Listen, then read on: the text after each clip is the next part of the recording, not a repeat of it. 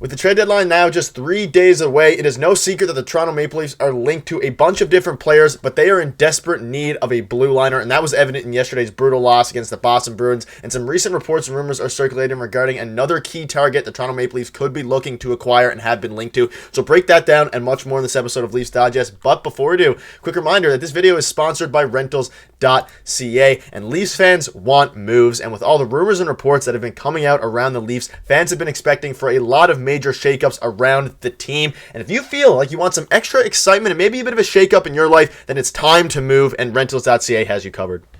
You can rent houses, apartments, condos, whatever it is. Rentals.ca has you covered. From coast to coast, you can go straight to Rentals.ca's website that's clean and easy to use.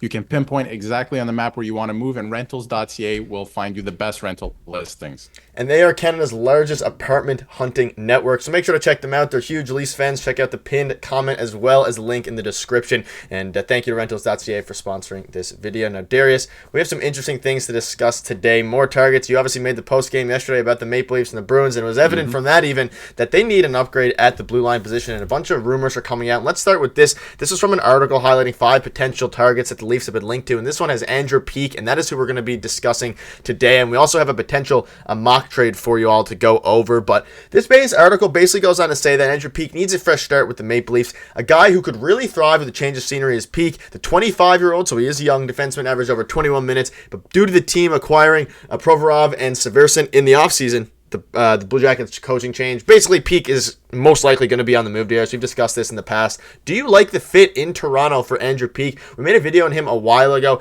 Makes a lot of sense, but who knows what the cost will be? It might be that first round pick. We're not entirely sure, but probably not. We have a mock trade to go over. But what are your thoughts on Peeke as a potential fit for the Maple Leafs?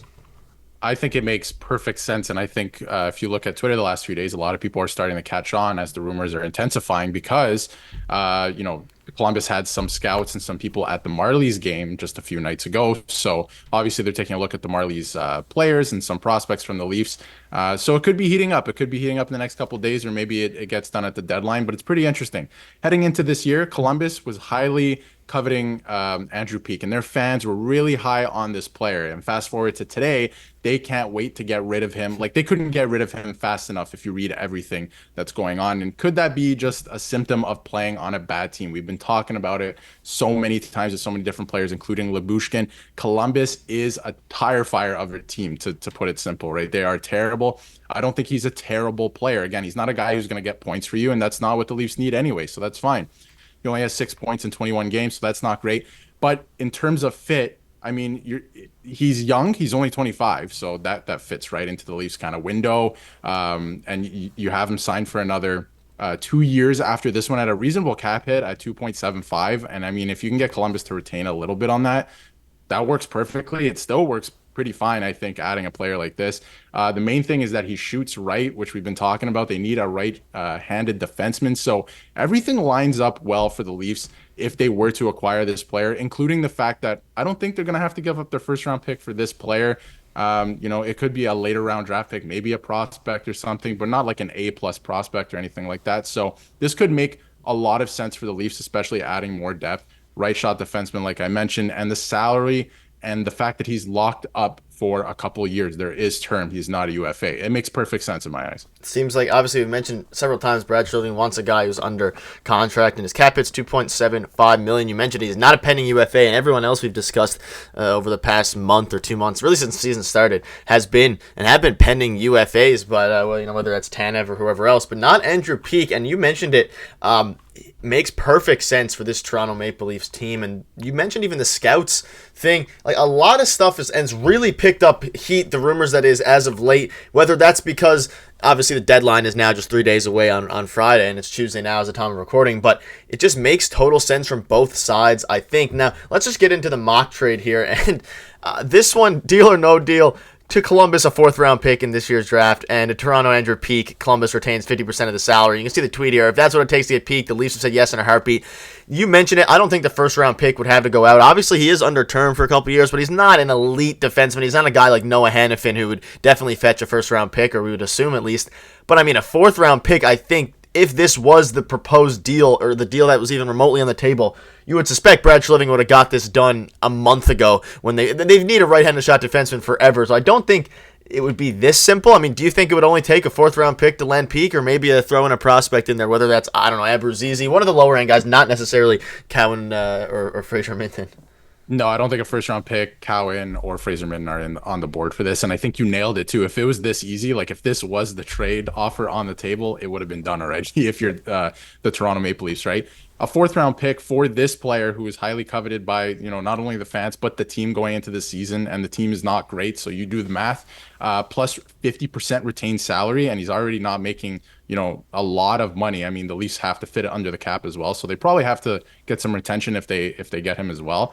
That's a no-brainer for me for a 4th round pick. I mean, I think it would have been done already. So it's clearly not that simple. Or maybe Toronto's trying to get somebody else out of Columbus. You know, we've heard Boone Jenner, but obviously there have been rumors that he doesn't want to move and Columbus wants to keep him, all that stuff. So maybe they are looking at somebody else. It's possible. But if it was that simple, I just feel like it would have been done already. But I think it's not too far off. Like he's not a, you know, A+ type of player that is going to make a difference, not a needle mover or anything like that. He's going to help big time. He will help, and he's exactly what the Leafs need. But he's not, you know, he's not going to get a 1st round pick or Cowan or any of those guys. So it could be like a low end prospect, like a B or C prospect, and then maybe a draft pick or something. But I don't think it's too far off from this mock trade. Do you think that Andrew Peak would be enough for Brad Treliving to call it a day at the deadline if they get him? Because, I mean, you mentioned it, he's not an A+ defenseman. Would you be fine if this is the 2 moves they made is Lyubushkin and Andrew Peak? Because, I mean, if they end up trading their final bit of assets, obviously aside from that 1st round pick and none of their top prospects, then this would probably be the last major I mean, especially the deadline's 3 days away at this point, so this would probably be the last trade. Do you think that's enough to put them, I guess, over the top compared to where they are right now with their current position on the team? In my eyes, it would be preferable if they were to stick with Lyubushkin and maybe a player like Peak, like if they were to make 1 or 2 moves and nothing more than that, because we saw it last year. I don't think the problem is depth. I don't.